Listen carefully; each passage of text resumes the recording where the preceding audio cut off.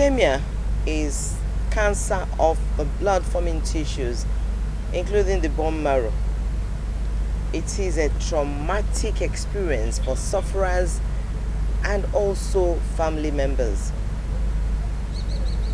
And there is no symptom presented, and it is no respecter of persons. Children, adults, anybody, just anybody can suffer leukemia, just like every other form of cancer. Of course, there is no known cause for this disease. Today on Facts, Face and Forum, we'll be taking the story of a woman, a traumatic and a touchy story of a woman who lost her only child to this disease. Her only child. It was a traumatic experience for this woman. And of course, the poor boy suffered several, attacks, suffered for many years before he later passed on. My name is Peace Isaac Yerok, and I want to welcome you to this edition of Facts, Face and Forum. My heart goes out for this woman who lost her only child to this disease. Now we're going to take Mrs. Modupe Oyedele to, as a case study for this disease called leukemia. And her story will teach us life lessons. Wait and let's hear what she has to say.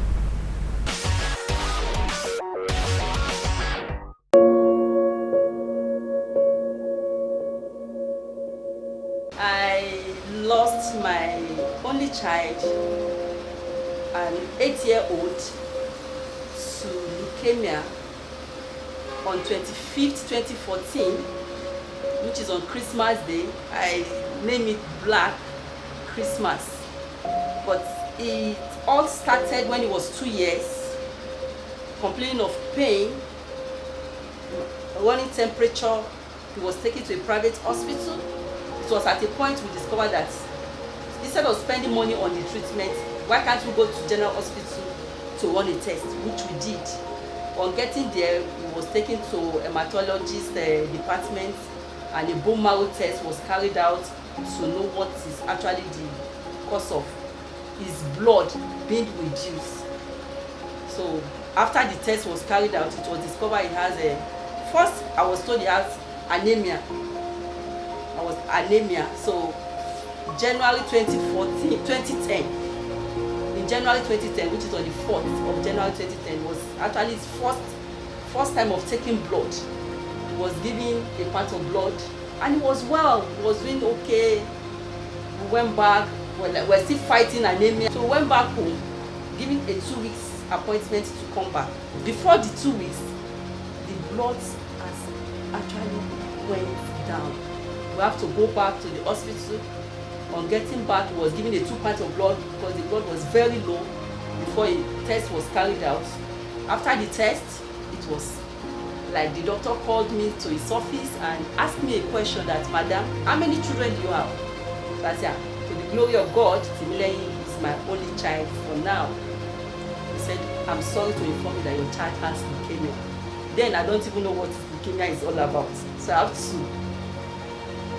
go search what is leukemia and discover it's a cancer of the blood, and he has a ALL leukemia, which is commonly with children. So we started the journey 2010 of taking care of him, sleeping in the hospital, from the hospital coming to the office. I don't even go home because we're in the hospital to make sure that he's even stable to the extent of coming home. That is how the journey started in 2010 until 2014.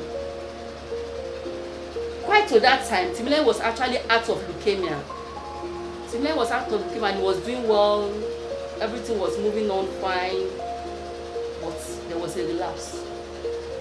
When he had the relapse, we went back to, because at a point we were actually taking our treatment from Ife. When he had the relapse, we have to go back to Ife with relapse, so you need a bone marrow transplant. And getting a bone marrow transplant, then we have to go to UK or China or India, and I'm a civil servant.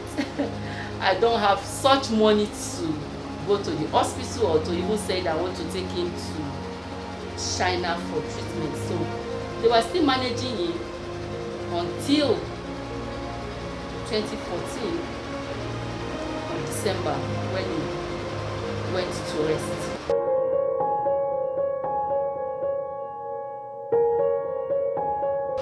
It wasn't an easy work to do, to manage a child with leukemia, because chemo alone, then that will be going to the hospital, it takes us like, we are going with like 200,000 to go for chemo.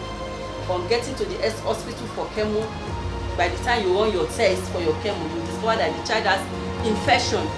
And when the child has infection, you can't take your chemo, you have to treat the infection first before you talk of chemo. So we are managing it to the glory of God. We look for family, friends, office, give money, we go to the hospital, treat him, come back. For like 5 years, it wasn't an easy task for a civil servant to manage a child with leukemia.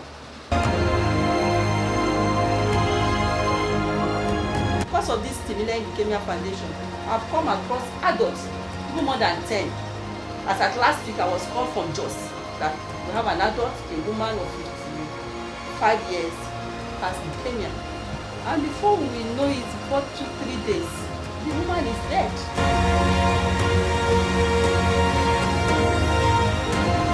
One of the things I suffered as a mother in the hospital, not that I have the resources to take care of him, but it's blood. While in the hospital, there are people hanging around the hospital. At times I will drop 100,000, at times I will drop 200,000, because I don't want to get there and you tell me there's no blood. So that I will make sure that no matter what, I always have extra blood in the blood bank. Because they will tell you a leukemia patient needs 4-5 platelets in a day. And to get a platelet, you need a pint of blood. And as I'm speaking to you now, a pint of blood is being sold for 20,000 naira. So if a pint of blood is sold for 20,000 naira, and a leukemia patient needs 4, that is 80,000 to 100,000. Not to talk of the chemo, expenses of the chemo. It's not palatable at all, taking care of a child with leukemia. My advice to parents that the children have leukemia now is, please show love. Just show them love. They need total love. Don't say it's the child's fault. Don't say it's the mother's fault, because I know what it is. I know what I'm talking about. Actually divide the home. So if the home is divided and the child is sick, and the child, especially if the child is not a baby, the child is actually seeing what is going on in the home, and that my mother is not with my father is not happy because I'm sick. So I'm just pleading with parents out there that their children are going through leukemia, that they should please have faith in God, because there's nothing God cannot do. If you have faith in Him, whatever you are passing through, whatever is passing through you, you will know that God is able to bring you out of it. And for parents that the children are not sick, is a strong advice that I will give, that if you have the resources to take care of the children that are sick, or to even visit the sick children in the hospital, please do so. Visit them. They need us. They need our love. We need to show them love. We need to show them care. Let them eat rightly. And God that has given us these children will take care of them, because I have a say that said, if you bury your parents, you bury your past. If you bury your spouses, you bury your present. But if you bury your children, you bury your future. So let's work together to make our country a great place, to make our country a better place.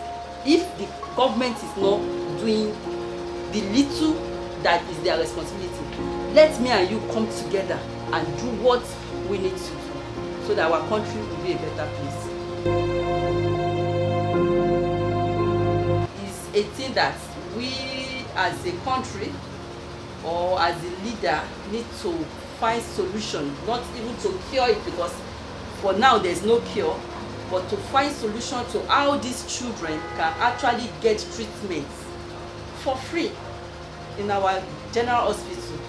Because while I was in the hospital, you discover that some people even come for chemo, to take their chemo.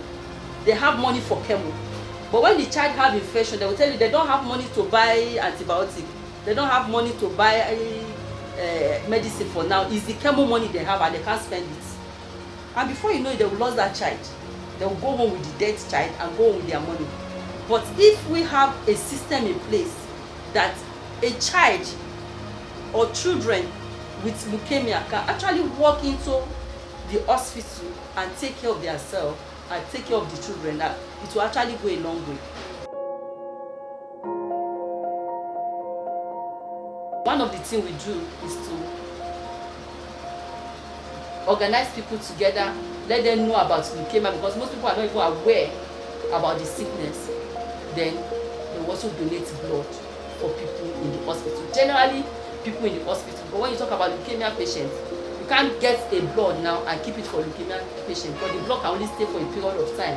It will get spoiled. But I tell the pregnant woman, accident people, even someone with malaria, I was even shocked that even COVID-19, they take blood. Because if you gave a pint of blood, you actually save 3 lives.